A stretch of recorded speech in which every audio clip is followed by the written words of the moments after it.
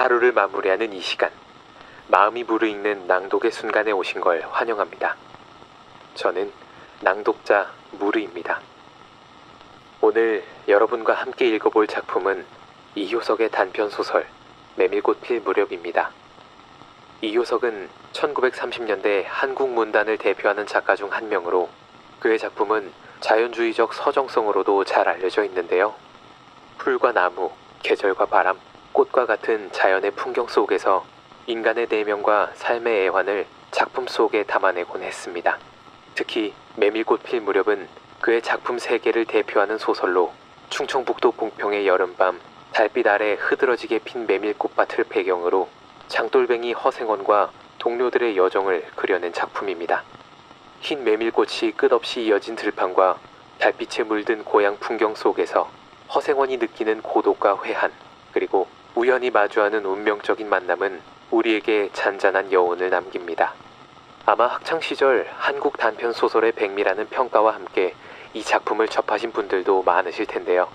오늘은 분석이나 해석을 떠나 우리가 지나쳤던 문장들의 아름다움과 정취를 제 목소리를 따라 천천히 음미해 보셨으면 합니다. 그럼 무르익다. 오늘도 여러분과 함께 책장을 넘겨봅니다.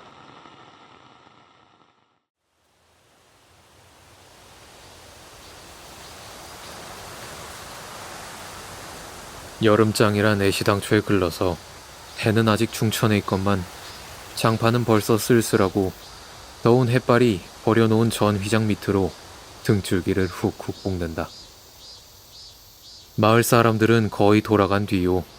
팔리지 못한 나무꾼 배가 길거리에 궁깃거리고들 있으나 석유병이나 받고 고깃말이나 사면 족할 이 축들을 바라고 언제까지든지 버티고 있을 법은 없다.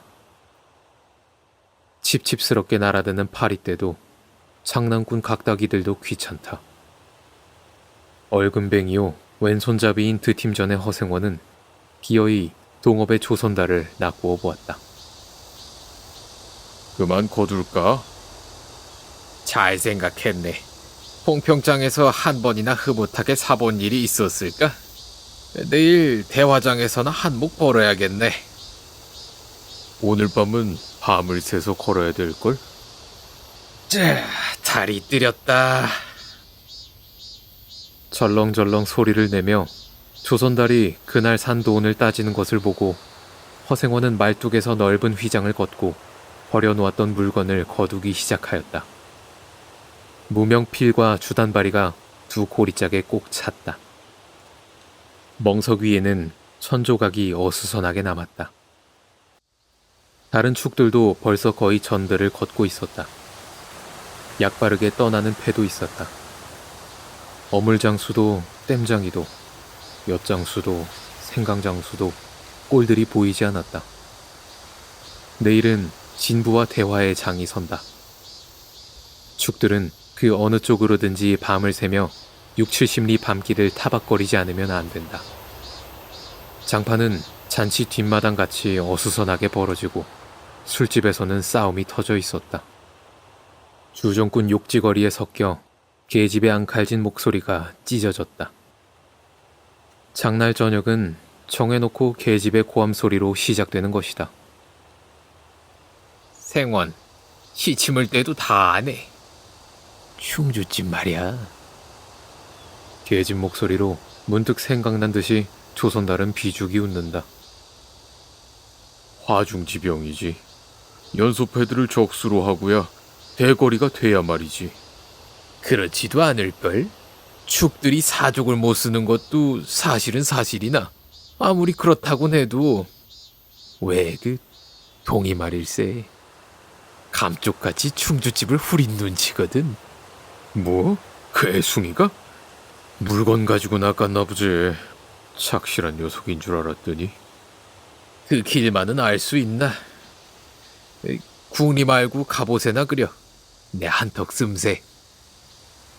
그다지 마음이 당기지 않는 것을 쫓아갔다. 허생원은 계집과는 연분이 멀었다. 얼금뱅이 상판을 쳐들고 대여설 숫기도 없었으나 계집 편에서 정을 보낸 적도 없었고 쓸쓸하고 뒤틀린 반생이었다. 충주집을 생각만 하여도 철없이 얼굴이 붉어지고 발밑이 떨리고 그 자리에 소스라쳐버린다. 충주집 문을 들어서 술좌석에서 짜장 동이를 만났을 때에는 어찌된 서슬인지 발끈 화가 나버렸다. 상위의 붉은 얼굴을 쳐들고 제법 계집과 농탕 치는 것을 보고서야 견딜 수 없었던 것이다. 녀석이 제법 난질꾼인데 꼴사납다. 머리에 피도 안 마른 녀석이 낮부터 술 처먹고 계집과 농탕이야. 장돌뱅이 망신만 시키고 돌아다니누나 그 꼴에 우리들과 한몫 보자는 셈이지. 동이 앞에 막아서면서부터 책망이었다.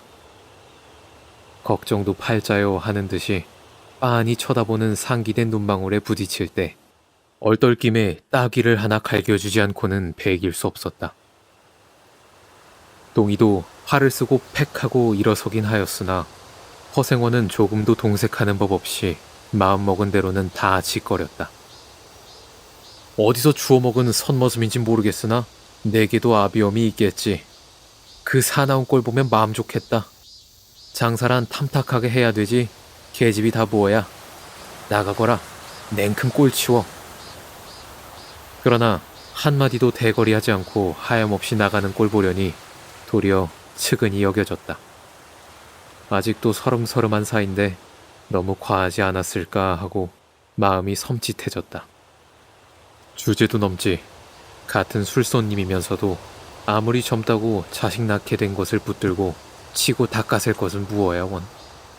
충주집은 입술을 쫑긋하고 술 붓는 솜씨도 거칠었으나 젊은 애들한테는 그것이 약이 된다고 하고 그 자리는 조선달이 얼버무려 넘겼다.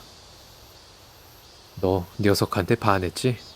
애숭이를 빨면 죄된다. 한참 법석을 친 후이다. 담도 생긴 데에다가 웬일인지 흠뻑 취해보고도 싶은 생각이 있어서 허생원은 주는 술잔이면 거의 다 들이켰다. 거나해짐을 따라 계집 생각보다도 동이의 뒷일이 한결같이 궁금해졌다.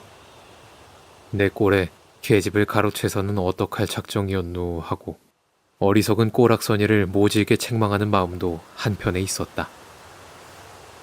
그렇기 때문에 얼마나 지난 뒤인지 동이가 헐레벌떡거리며 황급히 부르러 왔을 때엔 마시던 잔을 그 자리에 던지고 정신없이 허덕이며 충주집을 뛰어나간 것이었다. 생원, 당나귀가 발을 끊고 야단이에요. 각다기들 장난이지 필연코. 짐승도 짐승이려니와 동이의 마음씨가 가슴을 울렸다. 뒤를 따라 장판을 다름질하려니 거슴츠레 한눈이 뜨거워질 것 같다. 무락스런 녀석들이라 어쩌는 수가 있어야죠. 나귀를 몹시 구우는 녀석들은 그냥 두지는 않을걸. 반평생을 같이 지내온 짐승이었다. 같은 주막에서 잠자고 같은 달빛에 젖으면서 장에서 장으로 걸어다니는 동안에 20년의 세월이 사람과 짐승을 함께 늙게 하였다. 까스러진 목뒤털은 주인의 머리털과도 같이 바스러지고 개진개진 젖은 눈은 주인의 눈과 같이 눈곱을 흘렸다. 몽당비처럼 짧게 슬리운 꼬리는 파리를 내쫓으려고 기껏 휘저어 보아야 다리까진 닿지 않았다. 달아 없어진 굽을 몇 번이나 도려내고 새 철을 신겼는지 모른다. 굽은 벌써 더 자라나기는 틀렸고 달아버린 철 사이로는 피가 빼지시 흘렀다. 냄새만 맡고도 주인을 분간하였다. 호소하는 목소리로 야단스럽게 울며 반겨한다. 어린아이를 달래듯이 목덜미를 어루만져 주니 나귀는 코를 벌름거리고 입을 투르르 거렸다. 콧물이 튀었다. 허생원은 짐승 때문에 속도 무단히는 썩였다. 아이들의 장난이 심한 눈치여서 땀밴 몸뚱어리가 부들부들 떨리고 좀채 흥분이 식지 않는 모양이었다. 불레가 벗어지고 안장도 떨어졌다. 요 몹쓸 자식들 하고 허생원은 호령을 하였으나 해들은 벌써 출행랑을 놓은 뒤요. 몇 남지 않은 아이들이 호령에 놀래 비슬비슬 멀어졌다. 우리들 장난이 아니오. 암놈을 보고 저 혼자 발광이지. 코울릭의 한 녀석이 멀리서 소리를 쳤다. 그 녀석 말투가 김첨지 당나귀가 가버리니까 온통 흙을 차고 거품을 흘리면서 미친 소같이 날뛰는걸. 꼴이 우스워 우리는 보고만 있었다오. 회를 좀 보지. 아이는 앙돌아진 투로 소리를 치며 깔깔 웃었다. 허생원은 모르는 결에 낯이 뜨거워졌다. 묻 시선을 막으려고 그는 짐승의 배 앞을 가리워 서지 않으면 안 되었다. 늙은 주제에 암샘을 내는 셈이야, 저놈의 짐승이. 아이의 웃음소리에 허생원은 주춤하면서 기어이 견딜 수 없어 채찍을 들더니 아이를 쫓았다. 쫓으려거든 쫓아보지. 왼손잡이가 사람을 때려. 줄다름에 달아나는 각다귀에는 당하는 재주가 없었다. 왼손잡이는 아이 하나도 후릴 수 없다. 그만 채찍을 던졌다. 술기도 돌아 몸이 유난스럽게 화끈거렸다. 그만 떠나세. 녀석들과 어울리다가는 한이 없어. 장판의 각다기들이란 어른보다도 더 무서운 것들인걸. 조선달과 동이는 각각 제 나귀의 안장을 얹고 짐을 싣기 시작하였다. 해가 꽤 많이 기울어진 모양이었다. 드팀 전 장도리를 시작한 지 20년이나 되어도 허생원은 봉평장을 빼놓은 적은 드물었다. 충주 제천 등의 이웃군에도 가고 멀리 영남지방도 헤매기는 하였으나 강릉쯤에 물건하러 가는 외에는 처음부터 끝까지 군내를 돌아다녔다. 닷새만큼씩의 장날에는 달보다도 확실하게 면에서 면으로 건너간다. 고향이 청주라고 자랑삼아 말하였으나 고향에 돌 보러 간 일도 있는 것 같진 않았다. 장에서 장으로 가는 길의 아름다운 강산이 그대로 그에게는 그리운 고향이었다. 반날 동안이나 뚜벅뚜벅 걷고 장터 있는 마을에 거의 가까웠을 때 거친 나귀가 한바탕 우렁차게 울면, 더구나 그것이 저녁 너키여서 등불들이 어둠 속에 깜빡거릴 무렵이면 늘 당하는 것이건만 허생원은 변치 않고 언제든지 가슴이 뛰놀았다. 젊은 시절에는 알뜰하게 벌어 돈푼이나 모아본 적도 있긴 있었으나 읍내에 백중이 열린 해 호탕스럽게 놀고 투전을 하고 하여 사흘 동안에 다 털어버렸다. 나귀까지 팔게 된 판이었으나 애 끓는 정분에 그것만은 이를 물고 단념하였다. 결국 도로 아미타불로 장도리를 다시 시작할 수밖에 없었다. 짐승을 데리고 읍내를 도망해 나왔을 때에는 너를 팔지 않기 다행이었다고 길가에서 울면서 짐승의 등을 어루만졌던 것이다. 빚을 지기 시작하니 재산을 모을 여음은 당초에 틀리고 간신히 입에 풀칠을 하러 장에서 장으로 돌아다니게 되었다. 호탕스럽게 놀았다곤 하여도 계집 하나 후려보지는 못하였다. 계집이란 쌀쌀하고 매정한 것이었다. 평생 인연이 없는 것이라고 신세가 서글퍼졌다. 일신에 가까운 것이라고는 언제나 변함없는 한 필의 당나귀였다. 그렇다곤 하여도 꼭 한 번의 첫일을 잊을 수는 없었다. 뒤에도 처음에도 없는 단 한 번의 괴이한 인연. 봉평에 다니기 시작한 젊은 시절의 일이었으나 그것을 생각할 적만은 그도 산 보람을 느꼈다. 달밤이었으나 어떻게 해서 그렇게 됐는지 지금 생각해도 도무지 알 수 없어.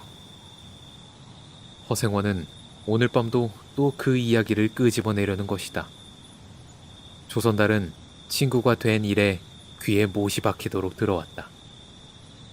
그렇다고 실증을 낼 수도 없었으나 허생원은 시치미를 떼고 되풀이할 대로는 되풀이하고야 말았다. 달밤에는 그런 이야기가 격에 맞거든. 조선달 편을 바라오는 보았으나 물론 미안해서가 아니라 달빛에 감동하여서였다. 이지러는 졌으나 보름을 같이 난 달은 부드러운 빛을 흐뭇이 흘리고 있었다. 대화까지는 80리의 밤길. 고개를 둘이나 넘고 개울 하나 건너고 벌판과 산길을 걸어야 된다. 길은 지금 긴 산허리에 걸려 있다. 밤중을 지난 무렵인지 죽은 듯이 고요한 속에서 짐승 같은 달의 숨소리가 손에 잡힐 듯이 들리며 콩포기와 옥수수 잎새가 한층 달에 푸르게 젖었다. 산허리는 온통 메밀밭이어서 피기 시작한 꽃이 소금을 뿌린 듯이 흐뭇한 달빛에 숨이 막힐 지경이다. 붉은 대궁이 향기같이 애잔하고 나귀들의 걸음도 시원하다. 길이 좁은 까닭에 세 사람은 나귀를 타고 외줄로 늘어섰다.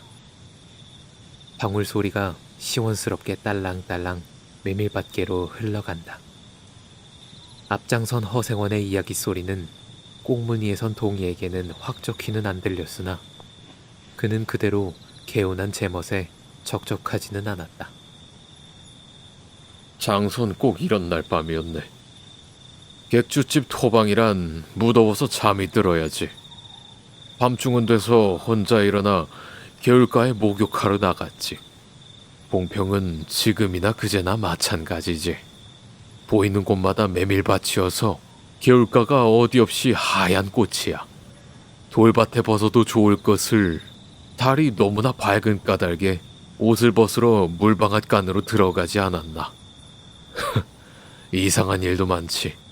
거기서 난데없는 성서방네 처녀와 마주쳤단 말이네. 봉평서야 제일 가는 일색이었지. 팔자에 있었나 보지. 아무렴 하고 응답하면서 말머리를 아끼는 듯이 한참이나 담배를 빨 뿐이었다. 구수한 자줏빛 연기가 밤 기운 속에 흘러서는 녹았다. 날 기다린 것은 아니었으나 그렇다고 달리 기다리는 논팽이가 있는 것도 아니었네. 처녀는 울고 있단 말이야. 짐작은 되고 있으나 성서방네는 한창 어려워서 들고 날 판인 때였지. 한 집안 일이니 딸에겐들 걱정이 없을 리 있겠나. 좋은 데만 있으면 시집도 보내련만 시집은 죽어도 싫다지. 그러나 처녀란 울 때같이 정을 끄는 때가 있을까? 처음에는 놀라기도 한 눈치였으나 걱정 있을 때는 누그러지기도 쉬운 듯해서 이럭저럭 이야기가 되었네. 생각하면 무섭고도 기막힌 밤이었어. 제천인지로 주랭랑을 놓은 건 그 다음 날이랬지. 다음 장도막에는 벌써 온 집안이 사라진 뒤였네. 장파는 소문에 발끈 뒤집혀 오죽해야 술집에 팔려가기가 상수라고 처녀의 뒷공론이 자자들하단 말이야. 제천 장판을 몇 번이나 뒤졌겠나. 허나 처녀의 꼴은 꽁고 먹은 자리야. 첫날 밤이 마지막 밤이었지. 그때부터 봉평이 마음에 든 것이 반평생을 두고 다니게 되었네. 반평생인들 잊을 수 있겠나. 수 좋았지. 그렇게 신통한 일이란 쉽지 않어. 항용 못난 것 얻어 새끼 낳고 걱정 늘고 생각만 해도 진저리가 나지. 그러나 늙음악바지까지 장돌뱅이로 지내기도 힘드는 노릇 아닌가. 난 가을까지만 하고 이 생계와도 하직하려네. 대화쯤에 조그만 전빵이나 하나 버리고 식구들을 부르겠어. 사시장철 뚜벅뚜벅 걷기란 여간 일해야지. 얘 처녀나 만나면 같이나 살까. 난 거꾸러질 때까지 이 길 걷고 저 달 볼 테야. 산길을 벗어나니 큰 길로 튀어졌다. 꽁무니의 동이도 앞으로 나서 나귀들은 가로 늘어섰다. 총각도 젊겠다. 지금이 한창 시절이렸다. 그 충주집에서는 그만 실수를 해서 그 꼴이 되었으나 설계 생각 말게. 천만에요. 되려 부끄러워요. 계집이란 지금 웬 제격인가요? 자나깨나 어머니 생각뿐인데요. 허생원의 이야기로 실심의 한 끝이라 동희의 어조는 한풀 수그러진 것이었다. 아비엄이란 말에 가슴이 터지는 것도 같았으나 제겐 아버지가 없어요. 피부치라고는 어머니 하나뿐인걸요.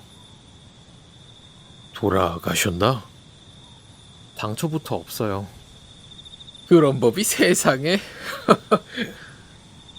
생원과 선달이 야단스럽게 껄껄들 웃으니 동희는 정색하고 우길 수밖에는 없었다. 부끄러워서 말하지 않으려 했으나 정말이에요. 제천 촌에서 발도 차지 않은 아이를 낳고 어머니는 집에서 쫓겨났죠. 우스운 이야기나 그러기 때문에 지금까지 아버지 얼굴도 뵌 적 없고 있는 고장도 모르고 지내와요. 고개가 앞에 놓인 까닭에 세 사람은 나귀를 내렸다. 둔덕은 험하고 입을 벌리기도 대근하여 이야기는 한동안 끊겼다. 나귀는 건듯하면 미끄러졌다. 허생원은 숨이 차 몇 번이고 다리를 쉬지 않으면 안 되었다. 고개를 넘을 때마다 나이가 알렸다. 동이 같은 젊은 축이 끝이 없이 부러웠다. 땀이 등을 한바탕 쭉 씻어내렸다. 고개 너머는 바로 개울이었다. 장마에 흘겨버린 널다리가 아직도 걸리지 않은 채로 있는 까닭에 벗고 건너야 되었다. 고이를 벗어 띠로 등에 얽어매고 반 벌거숭이의 우스꽝스런 꼴로 물속에 뛰어들었다. 금방 땀을 흘린 뒤였으나 밤물은 뼈를 찔렀다. 그래, 대체 기르긴 누가 기르고? 어머니는 하는 수 없이 의부를 얻어가서 술 장사를 시작했죠. 술이 고줄해서 의부라고 전 망난이에요. 철들어서부터 맞기 시작한 것이 하룬들 편한 날이 있었을까? 어머니는 말리다가 채이고 맞고 칼부림을 당하고 하니 집골이 무엇겠소. 18살 때 집을 뛰쳐나서부터 이 짓이죠. 총각나스론 동이 묻어나다고 생각했더니 듣고 보니 딱한 신세로군. 물은 깊어 허리까지 찼다. 속 물살도 어지간히 센 데다가 발에 채이는 돌멩이도 미끄러워 금시에 훌칠 듯 하였다. 나귀와 조선달은 재빨리 거의 건넜으나 동이는 허생원을 붙드느라고 두 사람은 훨씬 떨어졌다. 모친의 친정은 원래부터 제천이었던가? 웬걸요. 시원스리 말은 안 해주나 봉평이라는 것만은 들었죠. 봉평? 그래, 그 아비성은 무엇이고? 알 수 있나요? 도무지 듣지를 못했으니까. 그렇겠지 하고 중얼거리며 흐려지는 눈을 까물까물 하다가 허생원은 경망하게도 발을 빗디뎠다. 앞으로 꼬꾸라지기가 바쁘게 몸째 풍덩 빠져버렸다. 허위적거릴수록 몸을 걷잡을 수 없어 동이가 소리를 치며 가까이 왔을 때에는 벌써 퍽이나 흘렀었다. 옷째 쫄딱 젖으니 물에 젖은 개보다도 참혹한 꼴이었다. 동이는 물속에서 어른을 해깝게 업을 수 있었다. 젖었다고는 하여도 여인 몸이라 장정 등에는 오히려 가벼웠다. 이렇게까지 해서 안 됐네. 근데 오늘은 정신이 빠진 모양이야. 염려하실 거 없어요. 그래, 모친은 아비를 찾지는 않는 눈치지? 늘 한 번 만나고 싶다고는 하는데요. 지금 어디 계신가? 의부와도 갈라져서 제천에 있죠. 가을에는 봉평에 모셔오려고 생각 중인데요. 이를 물고 벌면 이럭저럭 살아갈 수 있겠죠? 아무렴 기특한 생각이야. 가을이랬다. 동이의 탐탁한 등어리가 뼈에 사무쳐 따뜻하다. 물을 다 건넜을 때에는 도리어 서글픈 생각에 좀 더 엎였으면도 하였다. 진종이 실수만 하니 웬일이오 생원. 조선달은 바라보며 기어코 웃음이 터졌다. 낙이야, 낙이 생각을 하다 실족을 했어. 말 안 했던가? 족골에 제법 새끼를 얻었단 말이지. 읍내 강릉집 피마에게 말일세. 귀를 쫑긋 세우고 달랑달랑 뛰는 것이 낙이 새끼같이 귀여운 것이 있을까? 그것보러 나는 일부러 읍내를 도는 때가 있다네. 사람을 물에 빠치울 젠따는 대단한 나귀 새끼군. 허생원은 젖은 옷을 웬만큼 짜서 입었다.